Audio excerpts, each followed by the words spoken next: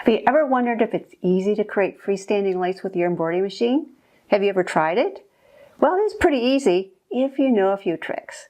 For instance, your machine has to be set up and working properly. You need to have the right stabilizers, threads, and needles, and you need to have the right kind of design. You also need to have good technique, and that's what we're going to cover today in this video. So let's get started. So let's talk about some of these designs I have around here. Some of these are featured designs. You'll find them down below. You'll find products and threads that all go along with this class down there. So you can shop anytime you want to. Now this design is a freestanding lace design. It's a little snowflake. It looks better in the dark because I have this battery operated candle because I couldn't hold my hand over this if it was a real flame. And we have a tea light angel, and she's another little design that could fit over a battery operated tea light. She's multicolored. Now I've done her 4 different ways. I've done her for freestanding lace as single color and multicolor, and they do have to be digitized differently. I've also done her to work with organza. Now some of us can't get good enough tensions on our machine to sew lace, it just falls apart. So when you have a design that's done for organza, you can have the same kind of look with a little bit of extra sparkle, because I like that twinkle nylon organza, and it holds together better. It's also lower stitch count. So let's look at a couple of these other designs. Here's a little flower design. Can we get the cameraman to zoom in on this? So with this little red, white, and blue flower, I have 3 pieces, and I've just sewn each piece in a different color, and then I've glued them together. I've kind of shaped them as they dried. Some of these other ones that are in color, I've used a matching bobbin. I did use a matching bobbin on the flower too. This one looks good on both sides. So does the metallic gold one. And I did not use metallic gold in the bobbin, I can tell you that. So the orange one uses Madeira poly neon 40 weight. This is a metallic gold thread. I think this one was YLI, or it might have been Madeira. This one I used a 60 weight thread, and it doesn't look very good close up. I don't think we can get close enough to see it, but it just didn't stitch well, and I think it's a tension problem because I sewed all of these in the same hoop, and I did not adjust my thread tension for any of these designs. I just used the same one. This purple one, I'm not sure what weight thread that is, but I think it's heavier than a 40 weight. I thought I was getting a cotton off my shelf, but this is not a cotton. I'm really not sure what it is, but it's thicker. And it feels thick, and it doesn't look as clean. It doesn't have the nice detail that these two do. So you're going to have to test your threads. Now this one was sewn in another type of metallic. It's called soft light metallic, and it's not as sparkly. Here we have another metallic down here, and this is a heavier one. This is this thread, which is Madeira Super Twist, and I like it. It's really, really sparkly, comes in really pretty colors. And it is heavier. But these designs, both of these two here, use heavier thread. These are the mock crochet snowflakes, and they're designed to work with heavier thread. In fact, I've done 2 40 weights through the needle, and they look really, really good. Here's another one that uses soft light metallic.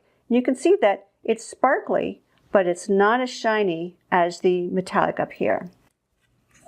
Now, a lot of times we just do lace in all white.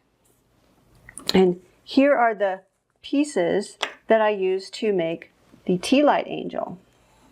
And it just interlocks together, and it has some stitching problems. Some over here, a little bit here, and these are all thread tension problems. So it's not a design problem, it is a machine problem. And we sometimes have that.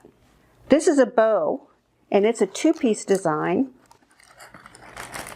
And I have it glued onto a clip. So I've just used I didn't use a hot glue on this, I used a fabric glue. These 2 pieces end up looping around, and they just end up stacked. I don't know if you can really see that there. I used a multicolor thread on this. So I used this variegated thread to get this interesting mottled look. Now I want to show you one of these little small angels. I call these the pocket angels. These are my best-selling lace designs. And what people do with these, I've gotten some really heartwarming stories about these. They'll email me and say, oh, I just make up a batch and I carry them around in a baggie in my purse and I give them to someone who's sick, or who's undergoing cancer treatments, or maybe having an MRI because there's no metal in here. You can have your own angel with you in the MRI machine, or someone who's just down. And these stitch up pretty fast, and I want you to notice that they're pretty open. I use these as ornaments on my tree, and I also like the snowflakes as ornaments on my tree. Now when I'm stitching the multicolor designs, or when I'm stitching a lace design that has a color in the top, I like to match the bobbin if I know that I want it to be double-sided. This is easier to do on a single needle hoe machine because it's easier to swap the bobbin in and out, and it's easier to stop the machine and pick up the thread color. When I'm sewing on my multi-needle, I'm just going to sew the whole thing with a white bobbin. So what thread should you use? Well, normally most designs, unless they say something otherwise, are going to call for 40 weight thread. And you can match the bobbin or not. It's really your choice. If you do match the bobbin, make sure you're using a bobbin weight thread. You don't want to add any extra thickness to your design. So you can get colored bobbins in little packages like this. And these are class 15, so they work with my brother machine. They won't work with my multi-needle. When you're buying bobbins like this, getting a set of multiple colors, make sure the size is correct for your machine. This is the correct diameter for a size L machine, but it's not the right height. These are higher, and they will not work with the machine that works with a size L bobbin. As for thread, you're going to want to check your thread. So I said 40 weight, and I've talked about how I use 60 weight on some, and 40 weight on others, and 30 weight, and 50 weight. You can try different things. For example, this design, you can see I still have it hooped, and I see that it's really washing out in the video. There we go. There we can see it. I've stitched it with this light blue thread, and I used a white bobbin. I used white because this is so light blue that I didn't have a bobbin that looked good with it. This is cotton thread, and this is a 50 weight, so it's going to be a little bit thinner. Now remember, with thread, the higher the number, the lighter the thread. The lower the number, the heavier the thread. So that generally translates to thickness. Not always, but usually does. So 50 weight cotton is going to be generally thinner than a standard 40 weight embroidery thread. So let's talk about needles. What should you use for needles? The golden rule for needles is you want to use the thinnest, sharpest needle that can carry the thread through the fabric without damaging the needle, the thread, or the fabric. That way you're going to get the most accurate needle stitch. Now, what size is that for these? Well, it depends on your thread, right? We don't have to worry about our fabric because it's just stabilizer. Should we use a sharp? Should we use a ballpoint? Mostly I use Schmetz embroidery needles, and they're sort of a in-between needle. They're kind of a rounded sharp. So that's what I use on my home machine. On my commercial machine, I do have definite sharps, definite ballpoints, because it has a round shank. It doesn't have the flat shank like our home machines do.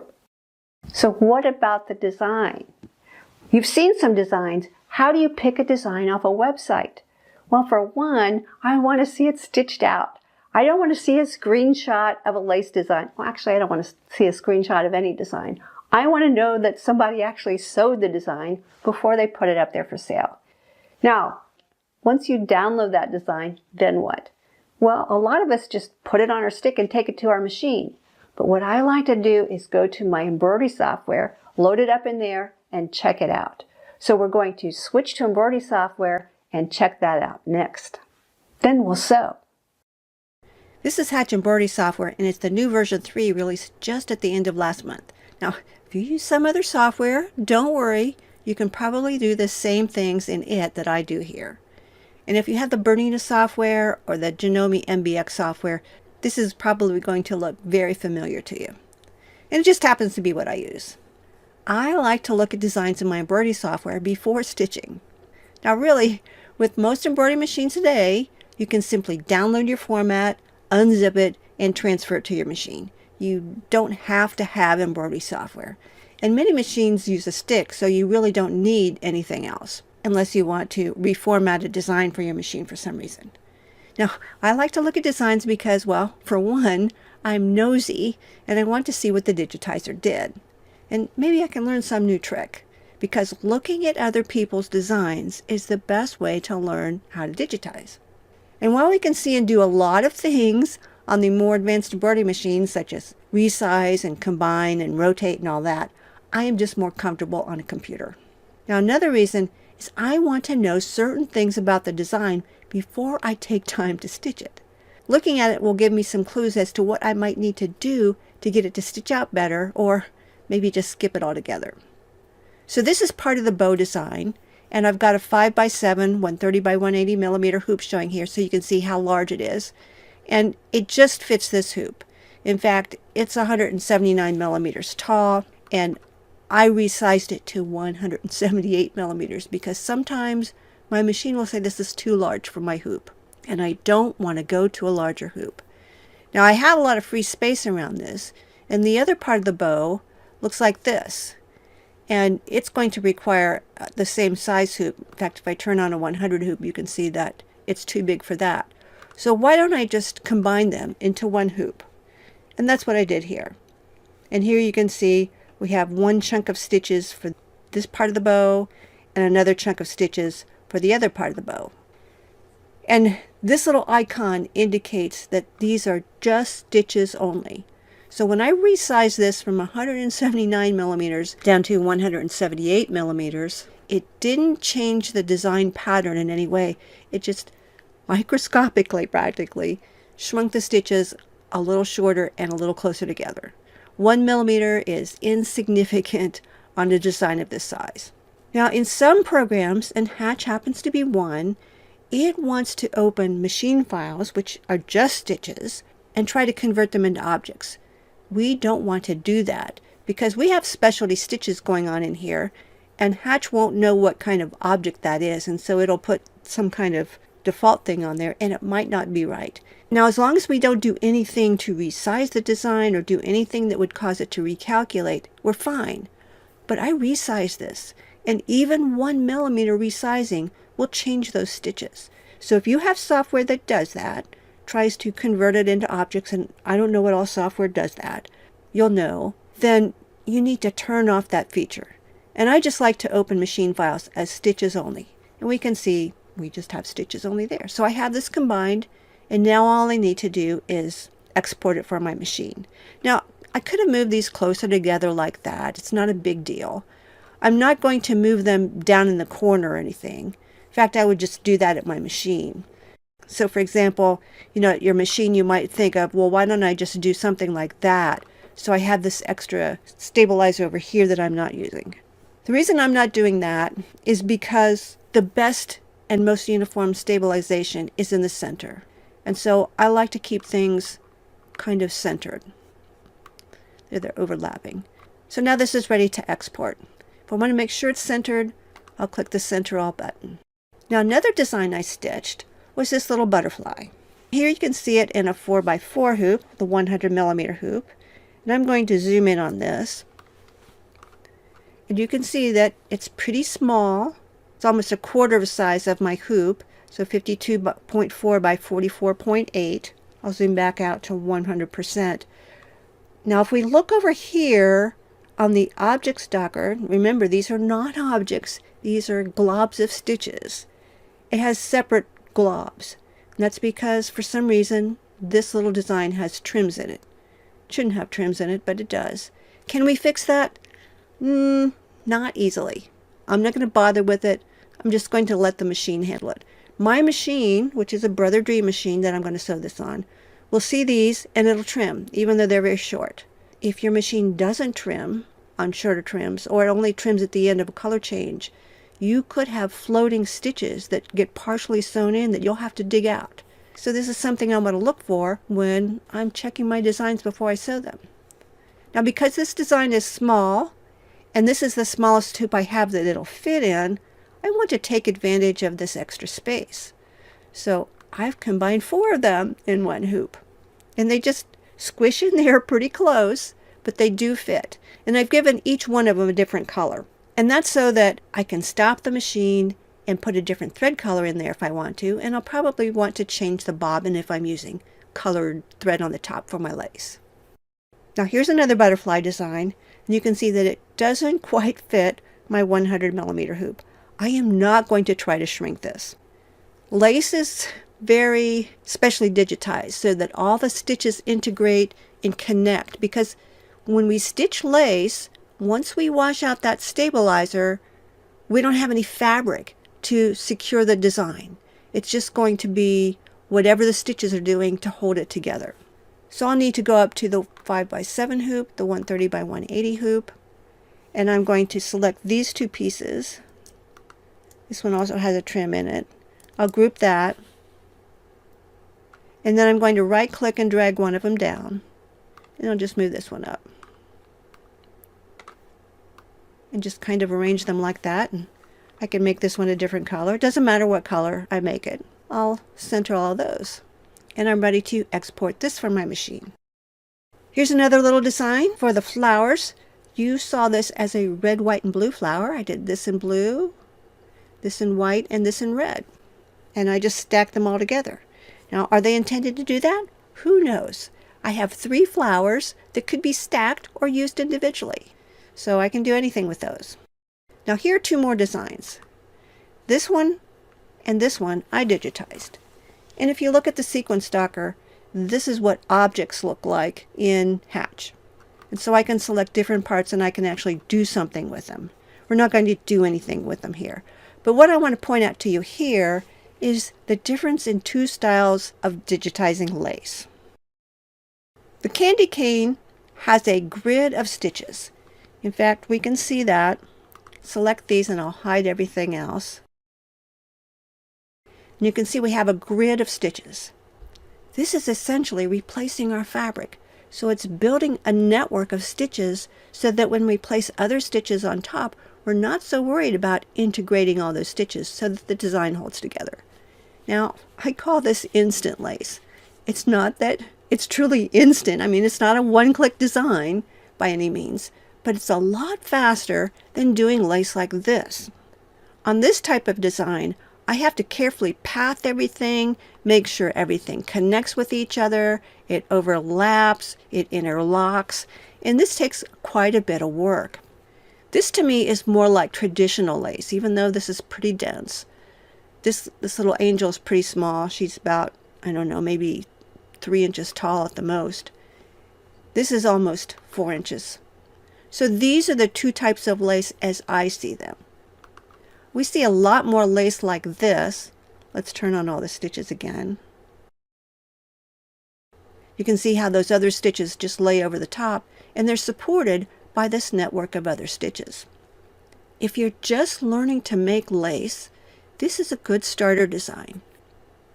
This one will take longer, but you know what? When I do designs like this, it's like meditation, especially when they're one color, because then I'm just kind of thinking of doing a maze and connecting everything without too much backtracking, but enough backtracking to build up support to hold those stitches. Now, what about resizing? Even when you have an object design like this, I wouldn't resize too much because you can't make it too much smaller. These stitches are pretty small. And we'll zoom in, turn on the measuring tool. We can see that those stitches are 1.8 millimeters. So I could make it a tiny bit smaller, but I really don't like my stitches much shorter than 1.5 millimeters. Stitches are going to shrink in, and this is going to have a lot of travel stitches underneath and structural stitches. And if you get them too short, those stitches are more likely to become exposed. Now these are objects, so when you resize, Hatch will control the object properties for you. On a machine file, which is just stitches only, these stitches are going to either scrunch together if you make it smaller or spread out if you make it larger. And if I were going to resize that, I would take all of these and I would group them together. The maximum recommended amount for resizing a stitch file design is only plus or minus 10%. And I wouldn't go that much on a lace design. I definitely wouldn't go that far down. Lace designs tend to be more dense and they tend to have a lot of short stitches. It really depends on the design and you must test. So I'll change this to 105. Even when you haven't made any changes to a design, you want to be sure and test it. Now another quick thing I'll do, and I'll just do this really fast, is I like to go to the stitch player and watch it sew. And we'll just speed that up. I don't generally watch it sew this fast, but I don't want to take the time in the class to do this. You'll probably have software that can do this.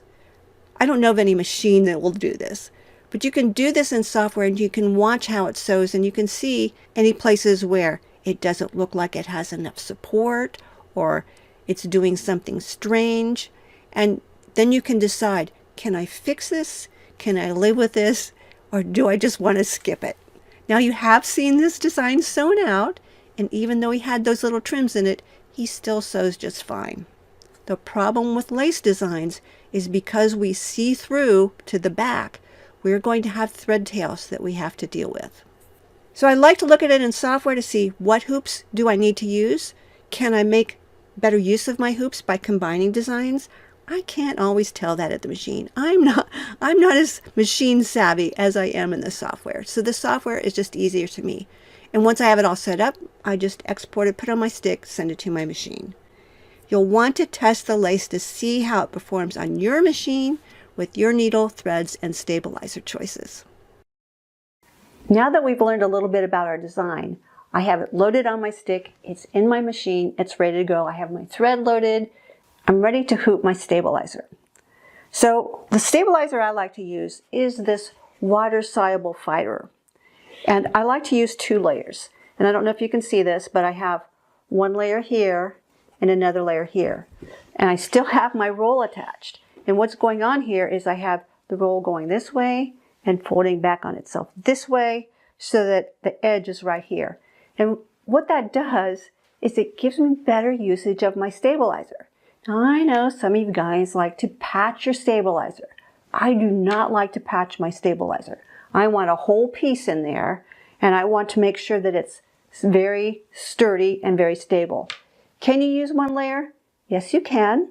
I will use 1 layer on a smaller design in a small hoop, but I most often use 2 layers. And the reason is I want my design to hold up. Now you don't want to use a film, and the films are generally known as Solvay or something like that. We have Badge Master and others that are heavier. But even with those, when the needle goes in, it's actually puncturing a hole in there. And if you get enough holes in there, then it's going to separate and it can stretch and you are losing your stabilization. So this is much better. This is like sewing on fabric. Now, the one that I get is this one. It's called Water Dissolvable and it'll be in your list down below. And what I like to do is take that label and stick it inside so that I know what this is. Now, this stabilizer looks very much like this one. This one is polymesh, or also known as no-show mesh. We do not want to use this because this is a cutaway. And if you embroider on this, then your lace is in there permanently. It's not going to come out. Now, if you don't put the labels in there, how will you know? Well, here's my little trick. I just lift up the little corner and I chew on it a little bit. Doesn't taste like hot fudge, but it doesn't have much of a taste at all. Don't worry about it. If it dissolves, you know it's the right one. Now, another thing to notice is that this stabilizer is the right size for my 5x7 or my 130 by 180 hoop. I use this hoop a lot, so I like to get rolls that are sized for my hoop. Now, if you have a larger hoop, here's my 200 by 200 hoop. This stabilizer is not wide enough. It looks like it would be, but it's really not. I guess you're seeing the back side. So there's the front. It's just not wide enough. And for that, I get my wash away on a bolt like this. And this is Solvay by Solvay. So you can get that. If you have a large hoop, then you can use this. Now I think in the other video where we were in the software, I don't gang up my designs in a large hoop. So if I were sewing those little butterflies, I would not fill up that big hoop I just showed you to sew all of this. I'll fill up a small hoop, but not one of those big ones. It's just not stable enough. So if you do a lot of lace, this is the way to get it, because this is more economical in the long run.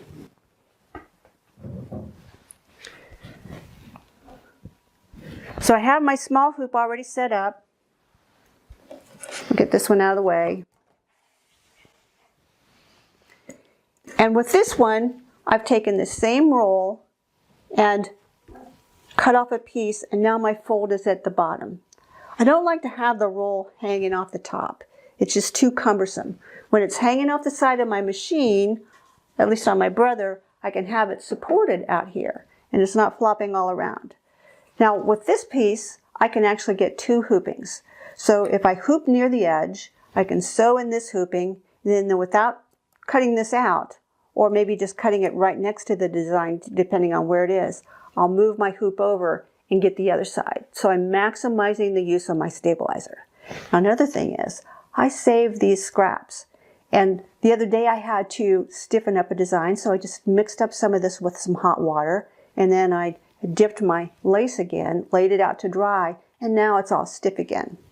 So I've got some of my pins in, my T-pins, and these are just T-pins from my macrame days. If any of you did macrame back in the 70s, or as it's come around again the second time, I like to use these T-pins because they're heavier and they're thicker. And the purpose is to keep the fabric, the stabilizer, from slipping through the hoop. So I'm just going to slide one in here, and I do it after it's hooped. So you can just see there I've slid it in. You don't need too many on here. Now what if you don't have T-pins? You don't have to go out and buy them. Just regular old straight pins will work. So now I'm ready to sew. I'm going to sew one of the butterflies, and I'm going to use the variegated pink. I already have it loaded in my machine, and I need to put in a matching bobbin. So I've chosen a pink bobbin. This is the right size for my brother. It's a class 15 bobbin. You can wind your own. I like pre-wounds. Pre-wounds are just more evenly wound than I can wind, and they're ready to go. They also have more thread on them. If you're winding your own bobbin, you can do that. I mean, I have a little case down here that has all my 60 weight thread in it. So I just keep my 60 weight thread in there. They're from 3 or 4 different sources. 60 weight thread is available from Madeira and some other sources. They're not going to be a full line of colors. So I just pick colors where I can find them. And I'll just wind my bobbin with that. So I'm going to switch over to the machine and we'll get sewing. So I'm going to take out the old bobbin. Can you see how this bobbin doesn't have very much thread on it? You do not want to run out of a bobbin when you're embroidering, especially lace, because it's going to be another thread tail that you have to deal with. And once you remove the stabilizer, you're going to see all those thread tails. So this is the same weight bobbin thread that I normally use, so I shouldn't have to make any adjustments. I'll insert my hoop.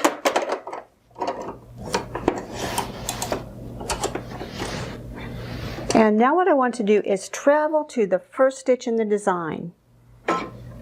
You'll need to figure out how to do that on your machine. I can tell you it's much easier on this machine than on my 15 needle Baradin. And then I'm just going to turn the hand wheel to bring up the bobbin thread. And here's my bobbin tail. And I'll just hold those. And make sure you hold it away from the presser foot.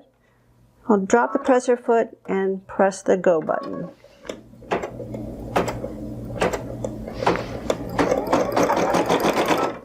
And I'm only going to sew a few stitches. And then I'll trim those thread tails. And then we'll just let her rip.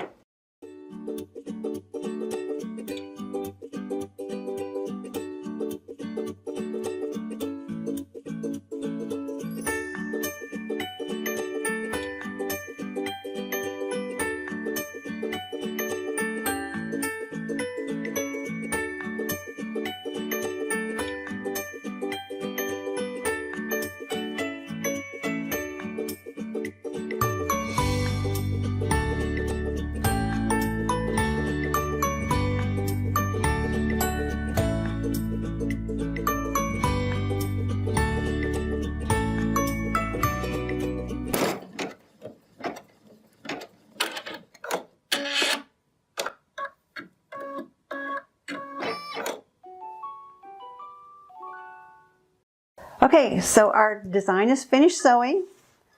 And if we look at the back, we can see that it looks pretty good. So now all I have to do is cut it out and finish it. And take my pins out.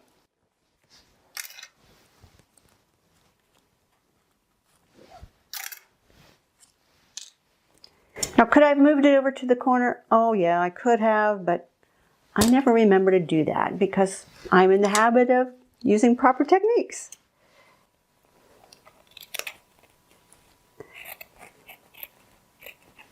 And you're just going to cut away the excess stabilizer. It doesn't have to be really, really close.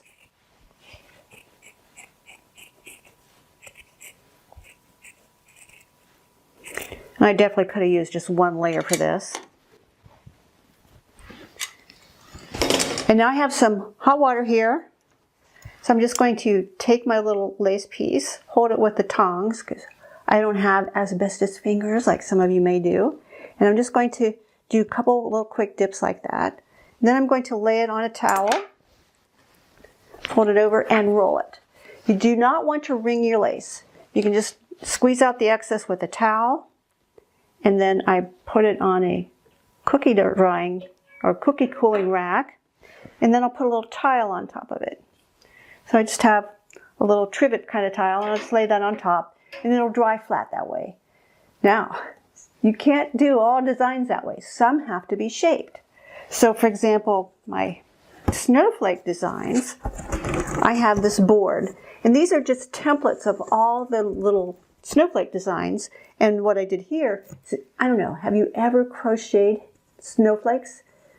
You have to block them afterwards. And so we'll do that with starch or hot sugar water, and then we need to pin them out. So for my snowflakes, I'll just find the appropriate one, and I'll just pin it out over that shape, and then I know that it's going to be shaped properly. And once it dries, then it retains its shape. Now this angel, how can you see her? So there you go. So she's been shaped over a cone, a styrofoam cone. And she interlocks on the back, so you can take her apart and store her flat, or you can ship her. That's what I like about a lot of the lace designs, is you can store them flat or you can ship them. See how there we go, there she is. And this way, they'll stay flat, they stay shippable, they're lightweight, they're easy to sew. And you know what? If you mess one up, you haven't messed up any fabric. All you've messed up is some stabilizer. So let's talk about some gotchas. Now, assuming that you have a good design and that you've hooped and stabilized properly, the number one problem you're going to have is a machine problem. And the number one problem I see is tension problems. So let's get Mr. Cameraman to zoom in again. So this is the front of this design. Looks really good. Here is the back. Can you see all the blobby stuff? Maybe if I tilt it, can you see it? See how it's textured? I've ended up with more top thread on the back than I have on the front. And it's because I'm having a tension problem. This is not the thread in this case. This is the tension problem at the machine. So another problem, can you see all these little threads that are wiggling around in this area? That's another tension problem. So you want to pay attention to this. You need to have really optimal tensions. You also have some problems up here. See that little thread nest there? And over here on this side, we have a lot of nesting going. Those should be clean little squares, and we see knots and loops of thread. So this is probably the number one problem I see with lace. Now another problem you can have is if the tensions aren't working properly. So if your tensions are too tight, then the stitches are not going to interlock and they can have gaps. And if they gap, then your lace is going to fall apart. And one of the first embroidery machines I had, it did not tension well. And it was just a problem with that model of machine. And stitches worked well horizontally, but not vertically. So things would pull too tight and it would gap. So if you're having that kind of problem, you can stitch it on organza. So this is the same angel design. She's been digitized differently, and I've just sewn her on organza. And if you use the sparkly kind, it can look really, really pretty. So let's talk about some other finishing touches you can do.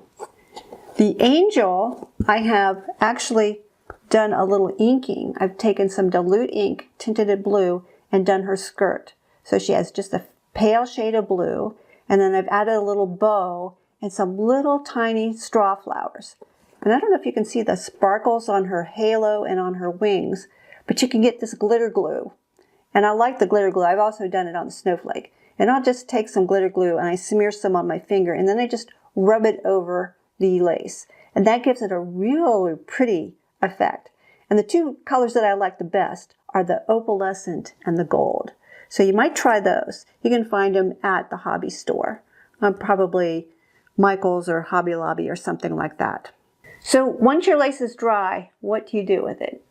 Well, it's ready to do whatever you want with it. I showed you a couple ideas with the glitter glue and the ink, but this one is now ready to be assembled. And apparently just kind of folds around and her wings fold back like this. I'm not exactly sure how she goes because I didn't digitize this one, but we will have instructions for you on how to do that. Now, one more sample I didn't show you earlier is the sweater. And here we've used a heavy kind of cotton thread to make the lace, and it's got little buttons and sequins embellished along here, and I don't know if they sparkle in the light a little bit, but we have them on the cuffs and around the neck. So these are things that you can do with your lace. They can be ornaments, they can be freestanding objects. I mean, I've seen pumpkins and haunted houses and all sorts of elaborate things. So once you have the basic techniques down, you're good to go. Just make anything you want.